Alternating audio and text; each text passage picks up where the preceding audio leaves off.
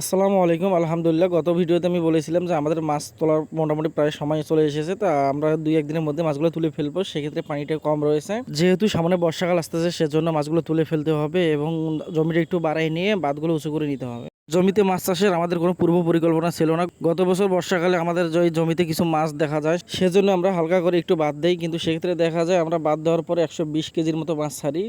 তো এতদিনে আমাদের মাছ কিন্তু মাছগুলো কিন্তু খুব বেশি বড় হয়নি। তার কারণ হচ্ছে পানির উচ্চতা কম। যেহেতু এর আগে আমরা কখনো মাছ চাষ করিনি, সেক্ষেত্রে এই অভিজ্ঞতাটা আমাদের ছিল না যে অল্প পানিতে মাছ বাড়ে না। তো আমরা এবার প্রপারলি ভাবে মাছ চাষের উদ্যোগ নেই এবং মাছগুলো তুলে ফেলার জন্য পানিটা কমায় রাখি। তবে আলহামদুলিল্লাহ, এটাই চোখের প্রশান্তি। যখন আমরা মাছে খাবার দিই, তখন মাছের দৌড়ানি এবং ঝাপাঝাপি দেখতে কিন্তু অনেক ভালো লাগে। অল্প পানি থাকায় আমরা একটা জিনিস লক্ষ্য করি, প্রতিদিন সকালে আপনার পাড়ের উপরে দেখি মাছগুলো মরে পড়ে আছে। সেক্ষেত্রে বুঝতে পারি যে আপনার রাতে বক বা যেটা আমরা বলি অন্যান্য পাখিগুলো কিন্তু মাছগুলো তুলে ফেলে পাড়ের উপর রাখে। সেজন্য আমরা পুরো জমির উপর নেট বিছিয়ে দেই। জমির আশেপাশে বড় বড় গাছগুলো থাকার কারণে গাছের পাতাগুলো নেটের উপরে পড়ে নেটটা ডেবে যায়। তো জমিটা যদি আমরা আরেকটু খনন করতে পারি এবং পাড়গুলো আরো উঁচু করে দিতে পারি, সেক্ষেত্রে আপনার নেটের প্রয়োজন হবে না আর এই সমস্যাটা ইনশাল্লাহ আর হবে না।